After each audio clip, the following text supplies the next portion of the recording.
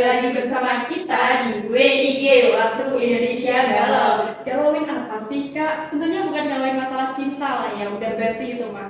Nah di sini adalah podcast tempat kita membahas kegalauan anak muda zaman sekarang nih teman-teman, yang galau tentang pilihan hidup dan masa depan kita di negara ini gitu. Oke, topik yang akan kita bahas hari ini apa nih Kak? Oke, topik yang akan kita bahas pada hari ini sempat FYP ya di media sosial, bahkan sempat jadi bahan perdebatan nih di negara atau masa depan. Nah, tenang aja, di sini nanti kita akan bahas tuntas ya dari berbagai sisi biar kalian nanti agar tidak salah gitu saat ambil keputusan. Oke, topiknya lumayan relate ya dengan keresahan kita saat ini, apalagi yang udah mulai mikir soal masa depan gitu. Dan tenang aja teman-teman, kita di sini nggak bakal bahas sendirian. Kita udah kedatangan dua narasumber yang keren-keren banget nih. Ada Kak Tias dan juga Kak Sarah dari Universitas Muhammadiyah Surakarta. Halo Kak. Halo.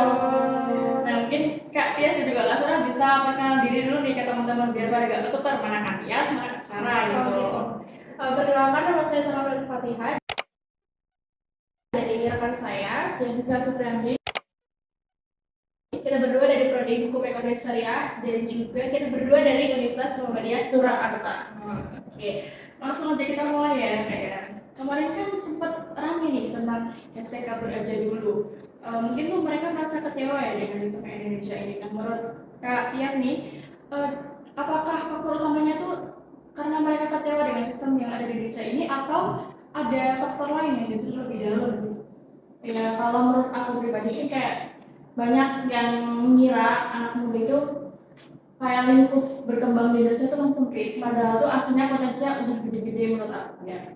Terus karena kehalang sama sistem di Indonesia yang sedikit ruwet mungkin ya. Nah terus kayak misalnya dari birokrasi yang rumit, terus kayak kurangnya dukungan pemerintah yang dukung anak muda tuh untuk maju. Contohnya kayak kalau zaman sekarang itu kayak sulitnya cari lowongan pekerjaan ya Kak mungkin. Apalagi untuk kita ya mahasiswa yang mungkin besok lulus terus pas mau cari kerja kan otomatis di interview. Nah pas interview mah ditanya pengalaman kerja berapa tahun gitu. Belum lagi yang biaya hidup yang makin tinggi tapi gajinya tuh segitu-segitu aja.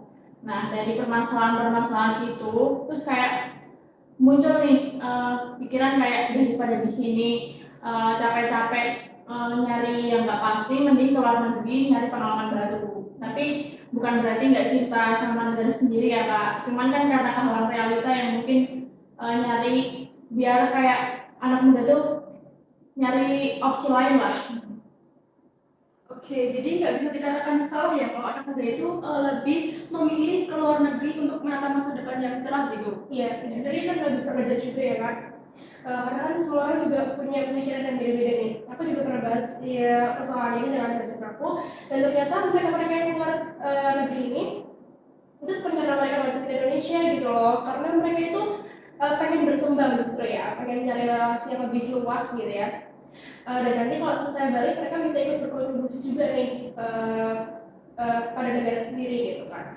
Nah bisa aja nih yang awalnya kita kenal sebagai brain malah jadi brain gitu kan ya.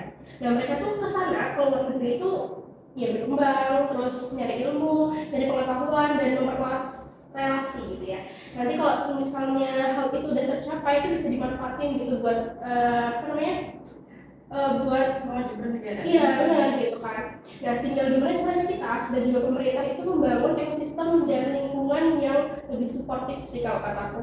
Dan supaya anak-anak muda nih bisa berpikir kalau misal ternyata aku bisa loh berkontribusi juga untuk Indonesia dimanapun aku berada gitu kan ya.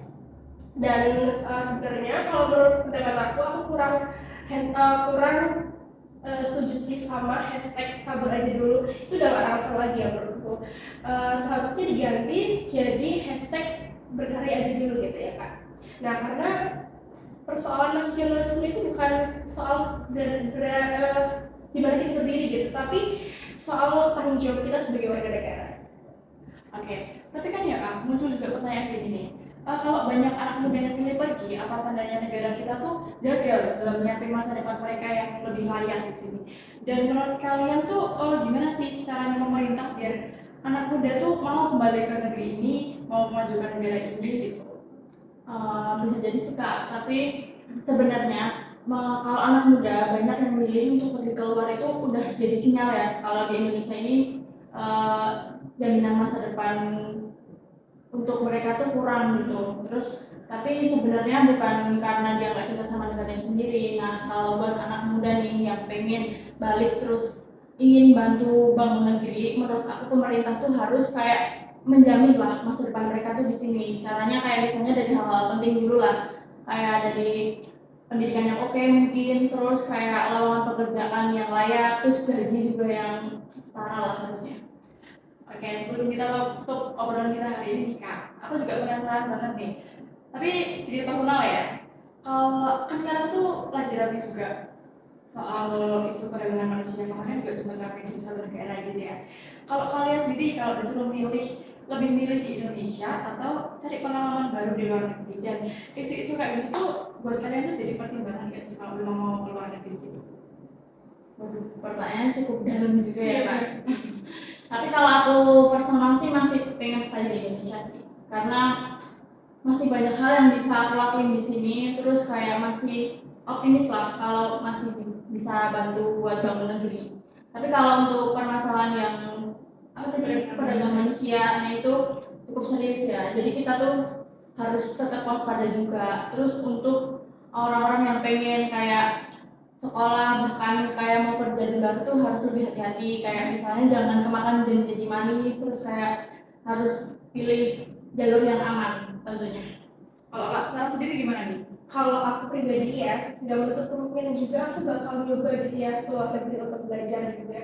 Tapi dengan adanya kasus tadi yang perdagangan manusia itu menjadi, aku jadi khawatir ya, itu bisa jadi pelajaran juga karena kan apa ya, kejadian kayak gitu tuh kita nggak ngerti di mana dan kapan aja kan bisa datang pasti ya. Ini pelajaran buat aku dan juga kakak-kakak semuanya ini bisa jadi pelajaran kalau sebenarnya kita mau keluar negeri, kalau masih ragu ya udah nggak usah keluar negeri gitu loh. Kita tuh harus apa, mengutamakan keselamatan juga ya, contohnya seperti mencari info-info yang akurat gitu, terus mencari kebenaran legalitasnya gitu kan. Mending repot di awal daripada nanti pasti aja menyesal gitu. Wah, keren banget nih jawaban dari kalian. Jujur aku jadi semakin sadar ya kalau keputusan mau stay or go itu tuh kompleks, gak cuma soal impian tapi juga tanggung jawab dan kewaspadaan. Thank you banget nih buat kalian juga Kak Sarah atas insight yang kalian berikan, tuh benar-benar membuka pikiran kita semua ya. Iya. Benar-benar semoga obrolan kali ini bisa jadi pertimbangan nih buat kalian-kalian yang lagi galau mau pindah ke luar negeri atau stay di Indonesia. Ingat, jadi Gen Z itu bukan hanya tentang soal gaya hidup aja, tapi juga tentang cara berpikir kita dalam mengambil keputusan. Jangan asal-asalan ikut tren, tapi harus pahami resikonya gitu. Oke, jadi kita teman-teman sebagai Gen Z itu harus jadi Gen Z yang kritis ya, jangan jadi Gen Z yang miris. Dan yang paling penting, kemanapun kali kita melangkah, jangan pernah lupa sama tanah air kelahiran kita sendiri. Jangan jadi kacang lupa kulitnya, karena pada akhirnya kontribusi itu bisa datang dari mana saja, asal niat kita tuh tulus gitu. Oke deh, obrolan itu tadi ya obrolan kita pada hari ini bareng gue IG Waktu Indonesia Galau. Tetap kritis, tetap peduli, dan tetap berkarya dimanapun kalian berada. Aku Fauza. Aku Ana. See you on the next episode. Bye bye.